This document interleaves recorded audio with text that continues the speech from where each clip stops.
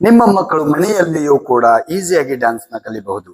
ಅದು ಹೇಗಪ್ಪ ಅಂತಂದ್ರೆ, ಅದಕ್ಕಿಂತ ಮುಂಚೆ MJ ಯೂಟ್ಯೂಬ್ ಚಾನಲ್ ವತಿಯಿಂದ ತಮ್ಮೆಲ್ಲರಿಗೂ ನನ್ನ ಪ್ರೀತಿಯ ನಮಸ್ಕಾರಗಳು.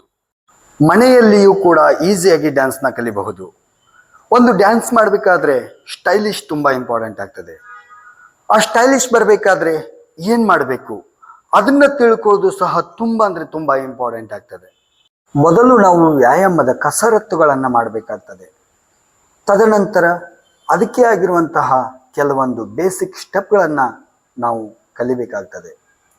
ಆಮೇಲೆ ಸ್ಟೈಲಿಶ್ ಆಗಿ ನಾವು ಡ್ಯಾನ್ಸ್ಗಳನ್ನು ಮಾಡಬಹುದು. ಹಾಗಾದರೆ ಈಗ ನಾವು ಹೇಳಿಕೊಡುವಂತಹ ಈ 5 ಸ್ಟೆಪ್ಗಳನ್ನು ನೀವು ಪರ್ಫೆಕ್ಟಾಗಿ ಮಾಡಿದ್ರಿ ಅಂತ ಇಟ್ಕೊಳ್ಳಿ, 30% ನೀವು ಡ್ಯಾನ್ಸ್ನ ಕಲಿತ ಹಾಗೆ.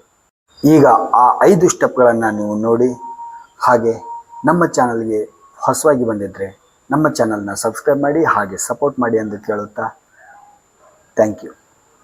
1 2 3 4 5 6 7 8 1 2 3 4 5 6 7 8 1 2 3 4 1 2 3 4 1 2 3 4 1 2 3 4 1 2 3 4 5 6 7 8 1 2 3 4 5 6 7 8 1 2 3 4 1 2 3 4 1 2 3 4 1 2 3 4 1 2 3 4 5 6 7 8 1 2 3 4 5 6 7 8 1 2 3 4 5 6 7